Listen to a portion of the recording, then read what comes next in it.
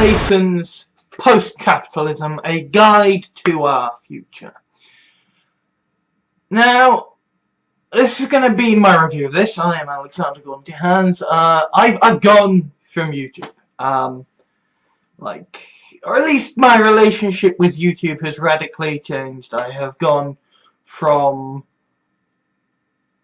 doing it as a continuous thing to taking a retreat from trolls to now just kind of like, if there is a point, I'll make something. If there isn't, I won't. And Paul Mason's Post-Capitalism is significant for me. Not necessarily for the reasons you might expect. Because really, Paul Mason's Post-Capitalism is the first actual book I have read in a long time. Like, I've listened to audiobooks, but basically, I stopped reading. I just decided books weren't my thing. And audiobooks existed, so I'd listen to audiobooks, and I'm still gonna listen to audiobooks. That isn't gonna go away. But kind of Paul Mason's Post-Capitalism was a book that I got because basically it is a thing that, you know, I don't like saying this because yes, I am a nerd living in the house of my parents, like so many others in the world, right? And my mother will occasionally, like, as we're shopping, let me pick up books, and Paul Mason's Post-Capitalism was among, like, 3 different books that I picked up, you know. One of them was a book by Tyler Oakley, and I still have no idea who Tyler Oakley is. He seems nice. He's a vlogger. No fucking idea. And the other was like a book on Doctor Who and psychology that had like a whole load of podcasters I'm familiar with contributing to it.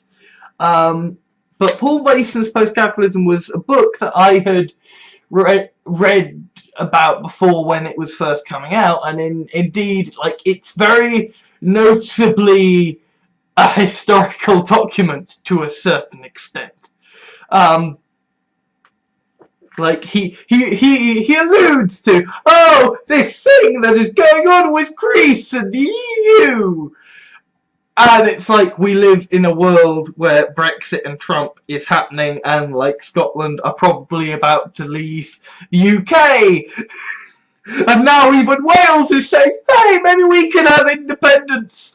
So soon it will just be England on its own, savagely declaring to nobody in particular that, we've won our sovereignty now, that we don't even have control over our own fucking island, but yeah! Sovereignty!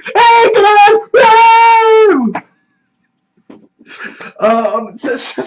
So in many ways, Paul Mason's Post-Capitalism is very much a historical document because it is a snapshot of a time when things weren't quite as very fucking weird as they were before. Although, interestingly, it does end on a kind of very ominous note. Which is that it says, hey, you know, all of these rich guys, none of them have Twitter accounts, because if they ever did, it would all be lies.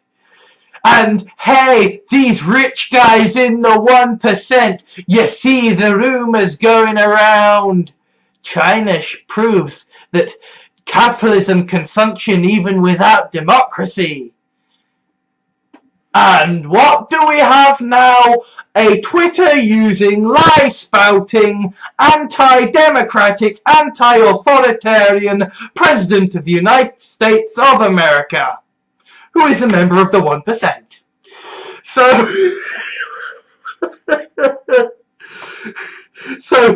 yeah, that's, if you read this book and you think, oh, well, that's ridiculous, none of this can ever possibly fucking happen, right? It's already happened. Trump got elected. Fascism is on the rise. Things are not good. Right? So if you're gonna believe the kind of the dark stinger of post-capitalism, I don't exactly think there is any reason not to believe the hope that it offers as well. The plan for salvation's too strong a world, but the plan for a way out of this mess. Because really, while it is called post-capitalism, and while it is clearly about pushing the idea that post-capitalism is possible, it is very much about explaining why capitalism does not work, why capitalism is dying, why this is unique compared to every other time beforehand. And yes, indeed, as I sort of alluded to in my short scripted pieces earlier, it's because of the automation. It is because of the automation. And again, it's funny, like, so much of this book is basically, capitalism sucks, this problem is coming for us, we're fucked in this way, and this way, and this way, and this way, we're fucked, right? The fundamental underlying message of post-capitalism is that basically we are like an idyllic little oasis that is about to fall off the edge of a cliff while getting struck by lightning as a tidal wave crashes down upon us and a shark comes to eat us. You know, like, basically, it's all gonna go wrong at once.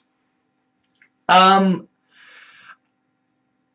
kind of the big sort of sign of hope that it presents, you know, like, it only really the last chapter actually deals with, okay, so how do we fucking get to post-capitalism? Like, the whole of the rest of it is just like, we're fucked, capitalism is fucked, and then he's like, here's a way out. Although I do like that he says, you know, maybe there's even a conservative way of post-capitalism, and yes, there is. Robin Hanson has presented it. The conservative future of post-capitalism is that basically we cut off Richard Branson's head, scan his brain into a machine, and then billions of virtual Richard Bransons go around being uber economists, uber entrepreneurs, working their fucking guts off in, you know, simulated realities so that the world gets fuck tons of raw processing power out of simulated Richard Bransons, right? So yes, there are conservative post-scarcity plans drawn up. I mean, I do apologise to Robin Hanson and to any fans of his stuff, because I am basically pulpifying what I am aware is basically an incredibly dense scientific work of futurism. But, you know, as I suppose I'm alluding to now, I am very familiar with the idea of post-scarcity. I mean, that's what I regard, that's what I say when I'm saying techno-progressivism, right? Is I'm saying I want to lead us out of capitalism into post-scarcity. And really, like, so much of this book is just capitalism is fucked. And so when I wrote that thing that I gave out about how there is hope, feminism will save us, you know, post-scarcity will save us, I hadn't actually gotten to the one chapter of the one chapter in post-capitalism about post-capitalism.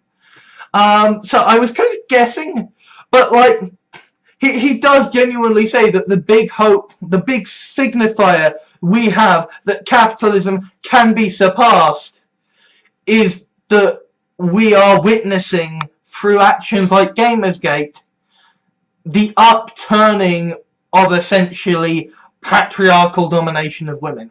Which means anytime soon my head is going to be on a spike. I mean, I'm slightly exaggerating here, but it's interesting that is the thing alluded to. Like, and it's not just alluded to, it is outright stated that, you know, we can have hope of overthrowing capitalism because because the human race is achieving the liberation of women from the male oppression. And that's a fuck of an interesting thing to state down. And it makes me feel kind of eerie, like, you know, I basically said, feminism will save us! Because kind of at this point, feminism is kind of sort of my religion, in the sense that, like, feminism is what I am afraid of, and it is my idea of heaven, right? Like, I believe, I want to dream of a world where women rule everything and everything works fine and brilliant. But at the same time, I dread being one of the men who is deemed unworthy. And I know from encounters with certain feminists that there is an arguable point of view that I am indeed unworthy. So it's quite interesting to see that, you know, Paul Mason actually brings up the feminism victory, essentially, in post-capitalism. Not that feminism's victory will come about through post-capitalism, but that feminism is achieving the culmination of its long thought out victory right now. And really, aside from being just genuinely very interesting and kind of laying out good and clear just how fucked we are, what post-capitalism does, what Paul Mason's post-capitalism does, is it offers the reader a way out, right? Because that's the thing I have struggled with, right? I am a regulated capitalist, as in, I like capitalism when it is well regulated, right? When you have got a strong state that is properly democratic, when you have got strong public ownership of the key utilities, I like it. I like capitalism a lot. But at the same time, we are living in a time when, you know, the technological genie is out the bottle. It's coming to take our jobs. So it is inevitable that at a certain point, we will venture beyond the economy. We will venture beyond scarcity. We will enter into a post-scarcity society. The question is, how do we get there? Paul Mason's post-capitalism describes that. It offers a way out. It offers guidance. Okay, so I'm going to try and break these down for you. But first I need to go and blow my nose, because even if I have gone away from YouTube and come back doing shittiness, I am still me, and so nose blowing sessions are things that need to happen. So the first stage is to simulate, because basically we have a great advantage over essentially the Marxists and the Bolsheviks and what have you, when they attempted something equivalent, when they tried to move past capitalism. They had a different kind of approach, but, you know, we have an advantage over them in the sense that we can simulate, we can test, we can plan, you know. I mean, it is quite interesting how he, you know, he doesn't go in depth about, like, how we could use simulation, but one of the things he points out is that, like, if you thoroughly simulate the economy, properly, you know, in the same way that we can simulate weather patterns, then you could ask, you know, what are the implications of the Nike swoosh, right? What are the implications of protecting that brand identity on kind of the capitalist economy, right? Because the whole point of the post-capitalist project is moving beyond capitalism, right? And in order to move beyond capitalism, you have to be able to live within it until the point when it can be dispensed with. And so, in order to dispense with capitalism, you need to do a certain amount of planning. But as Paul Mason, you know, points out in some detail in his criticisms of Marxism and Stalinism and stuff, basically, when you start planning stuff, problems arise, right? Certain things you're gonna need to plan, which, you know, he points out and he goes into in depth. But, you know, like, basically, to defeat climate change, we are gonna need to have control of, I say we, like, the state, the different state governments in charge of the world are going to need to seize control of the energy suppliers, because you gotta crack down on climate change, because, you know, otherwise the world is fucked. Oh no! I do not care if you are in denial or fucking deluded! I am not going to debate whether climate change is real or not, because I take the worldview of 99% of scientists over one deluded fucker and the desperate lobbying of the people who profit from pollution. So,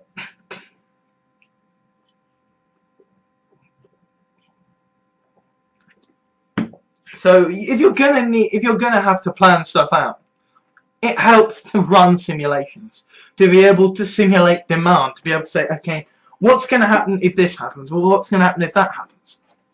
Right? Because we are going to need the market as we transition to post-capitalism, to post-scarcity. But at the same time, we are going to be trying to get rid of the need for market forces. And so, having the ability to simulate before we make big decisions will be a big help. And so, to do this, right, obviously we're going to need some sort of grand open source project that is trying to simulate the economy on this grand granular scale. And as we move into the Internet of Things, that is a world where basically microchips are in everything, then we will be able to feed that data into the simulated model, and once you have got a close enough approximation in your simulation, then you can start making predictions, right? And so that is going to be a useful tool that he points out, because essentially the reason that the innovation that marks the sort of the switch from capitalism to post-scarcity to post-capitalism is information, the information economy. So therefore, information through simulation will be the source of our salvation.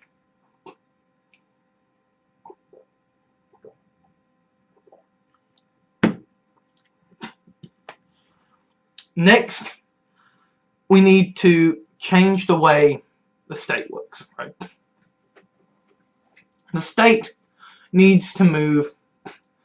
The state needs to do several functions, but essentially, it needs to go from exacerbating the problems in our system to working to fix them, right? It is not going to apply force, right? It is going to just switch the lever from privatization to nationalization. And it's going to incentivize high wage work. It is going to disincentivize low wage work. And it is going to act as essentially the new yardstick for how society should function, just sort of guiding the way. The markets will still be able to function because you need the markets to function. We need the markets to function so that we can get our innovation. But essentially, neoliberalism has fought against post-capitalism and post-scarcity by imposing monopolies. So, if you strengthen the state and you crack down on monopolies or socialize them where they can't be broken up, then what you can do is you can encourage high wage work within the monopolies that can't be broken up, and therefore you will incentivize the creation of techniques and tools that will reduce the number of workers needed to keep the kind of socialized companies going. And therefore that is one way of ensuring that innovation continues to happen. And the other way you're doing it is by, if you break up Apple, if you break up Google, if you break up Amazon, if you break up Microsoft, then you can have a whole load of smaller companies that have to actually compete and can't just use their big brands to have control over everything. And even brands like Nintendo, the whole amiibo thing is ridiculous. That is an instance of artificial scarcity.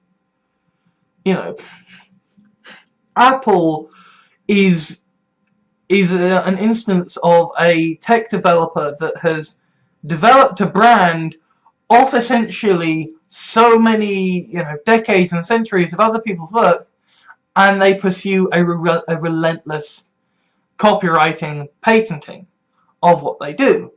So therefore you have a slowing down of innovation. What we want is a speeding up of innovation. What we want is a rapid changeover to a post-scarcity society. What we want is to increase innovation.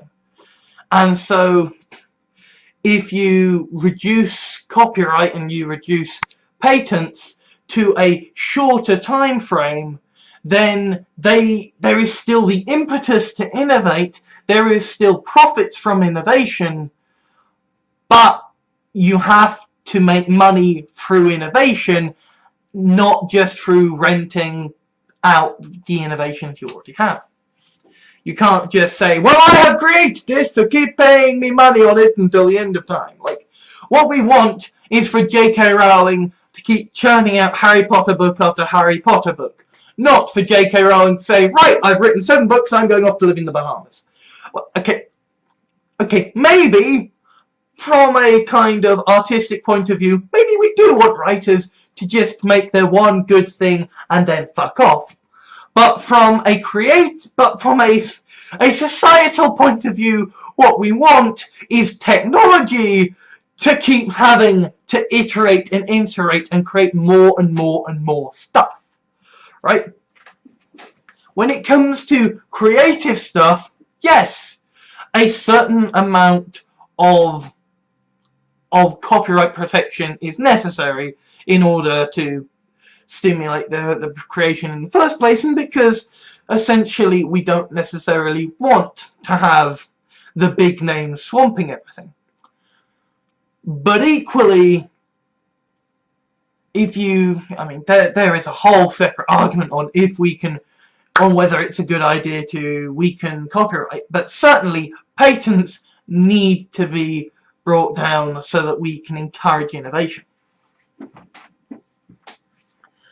And another thing that is kind of talked about is, part of this is also we need to pay down the debts that have caused these issues, because basically at a certain point we are going to have to deal with the demographic time bomb of the baby boomers who are all fucking old, and the fact that there aren't the workers to pay for them, right? And so therefore what we at the same time we've got tons of debts, so we're going to need to use the state to pay off the debts. And the way we're going to have to do this is through, well, I'll be honest, bro, that's a whole load of mathematical economic stuff that's not really my thing. I'm more sort of interested in the sort of the sociological, technological side of things than I am in the raw figures of numbers. But Paul Mason goes into it that basically, like, you want to hold interest rate below inflation, so that therefore the debts are not so big over time and stuff like that. But it's basically, the long and the short of it is one way or another the debts have to be paid down, and it's gonna suck. So better to do it by raising inflation and holding the interest rates below inflation to pay it down than it is to just borrow and borrow and borrow, and then hey, everything's gonna be fine totally. Not like there's gonna be another financial crash. Oh yeah, there's gonna be another financial crash. Because that is the way of neoliberalism. Financial crash after financial crash after financial crash. But a radical shake-up of banks is also in order. Because essentially so much of what has been done to create the mess we are in now is down to essentially banks trading on other types of debt and other types of banking behavior. Essentially, like, the term is financialization, but essentially it's banking turned inward, banking turned to the nth dimension, right? I suppose it'd be kind of like if you had, you know, the farmers and then the butchers, and then you had the farmers farming the butchers and the butchers butchering the farmers. Like, you have this sort of ridiculously fucked up cycle of feeding frenzies. That's basically what is going on in the financial market system. You know, the term is complexity, but basically it is a whole load of economic bullshit jobs based on the idea that money creates more money. And obviously, if we are moving to the point of post-scarcity, we are moving to a point beyond which money makes, beyond a point where money is necessary. So therefore, radical financialization, as it is here, is not really useful. We're gonna want to maintain the complexity as far as possible, but we are gonna want to bring their activities onshore so that they can be properly taxed, so they can be properly managed.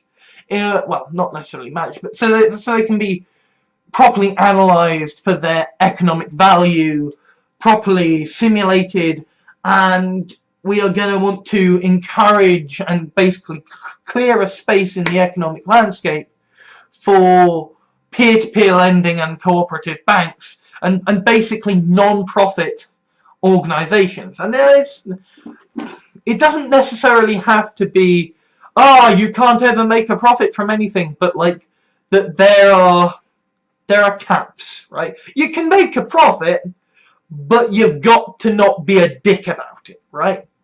And like we need to combat climate change, and so what we will do is we will the government will have all kinds of schemes in place to incentivize people putting, say, solar panels on their roofs or stuff like that. But it'd be incentivized in such a way as to encourage socially high value stuff, right?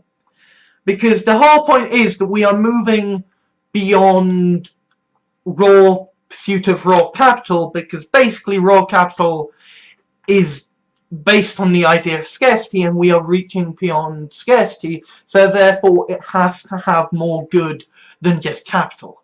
It has to be about spreading. The term in the book is externalities, but essentially what that means is positive side effects, right?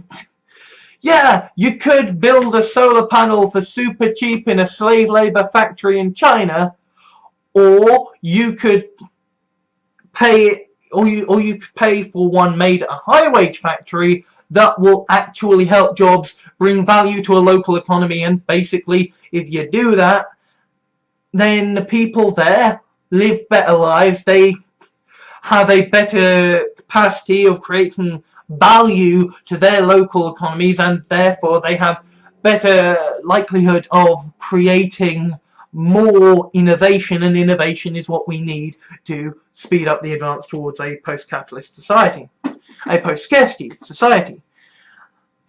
And part of this sort of need to transfer over to a post-scarcity, post-capitalist society, it requires the inputting of a universal basic income. And the reason for this is quite simple. At a certain point, the amount of people who can get jobs is going to be much less than the number of jobs there are available to be filled. Right. Or the jobs that there are available to be filled will be precarious jobs.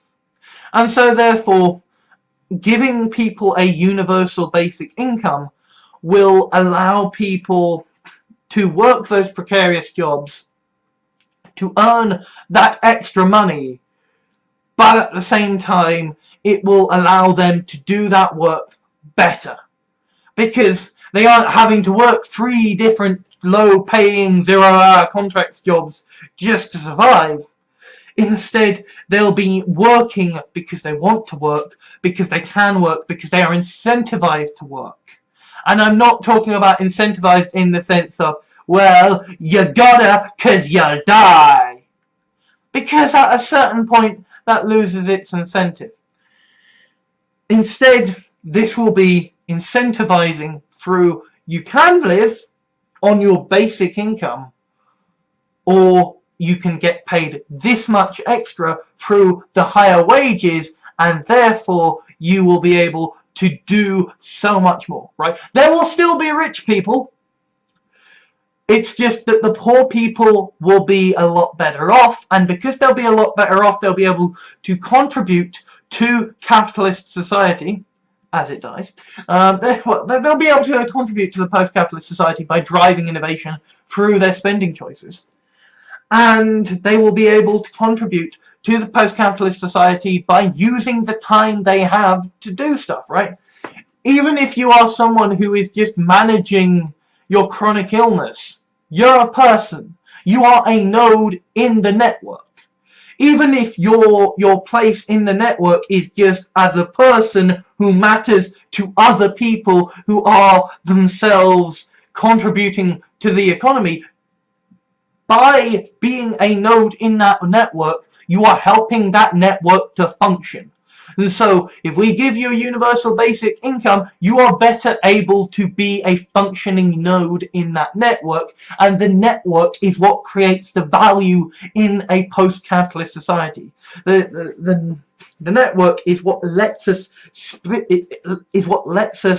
race towards a post-capitalist, post-scarcity society, because a network is essentially the fastest way that human intellect can be gathered, resourced, and used.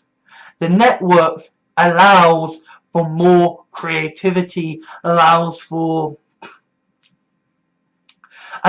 better thinking, more stable thinking, and the network is magnificent at innovation. And so therefore, transferring to a network society, a post-capitalist society, through the use of universal basic income makes sense. Because what we want to do is to stimulate innovation that will lead us beyond scarcity. So we socialize the monopolies that we can't break up. We break up the monopolies that we can break up.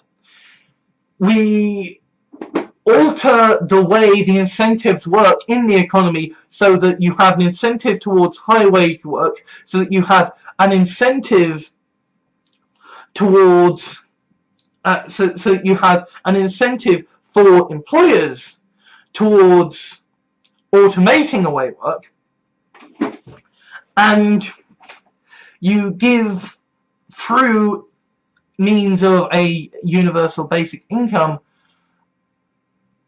an incentivization for the companies that can do it to survive. Because there are so many more consumers now who have got access to a basic income to spend. So if you can come up with the big innovation, right, people are gonna have the ability to buy it, and they're gonna want to buy it, right? So let's say this happened now, right? Let's say there was a snap election, and a snap election. Jeremy Corbyn was elected leader of the UK. Scotland fucked off because they don't care, and Jeremy Corbyn then abdicates, and we have someone in favour of post-capitalism. What would happen then is that if we could get these things rolling, is that you would have an incentivization in place for companies to try and get their products out there, right?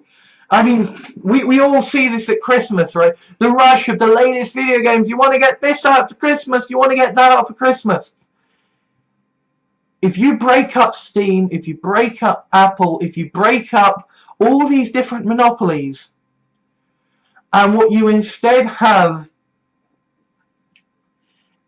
is a race to provide the innovation to keep your capitalistic companies going, to keep the capital flowing, then what you'll want is to have your virtual reality headset the one that people want to get at Christmas. What you'll have is the race to have your augmented reality headset be the one people want to buy. The race to have your 3D printing machine be the one that people want to buy.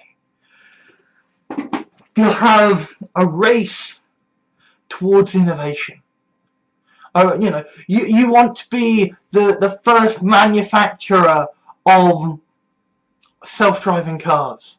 You want to be the first doing any of these big things, because then that means you get the largest slice of the demographic pie available, looking to get your stuff, looking to spend capital on what you've got. You want to be out there first, developing first, so your products can be alone in the market. But then once you've done that, well, you can't rest on the laurels of a monopoly. You can't rest on a big brand image. You've created the product, you've gotten your slice of pie, but all these other companies are now going to come out to compete with you. So you've got to innovate again.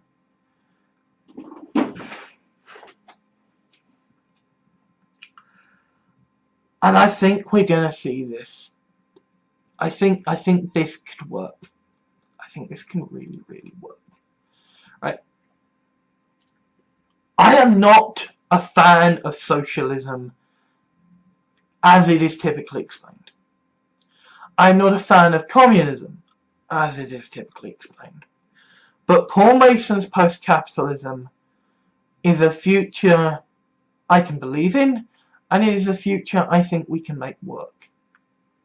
So, yeah. I'm a post-capitalist now. Let's make this future work. Thank you for watching my main channel. Please remember to leave a like, favourite and comment. Shout out to the Dislike Club. Subscribe if you like what you saw, and share if you know someone who might be interested in the contents of this video.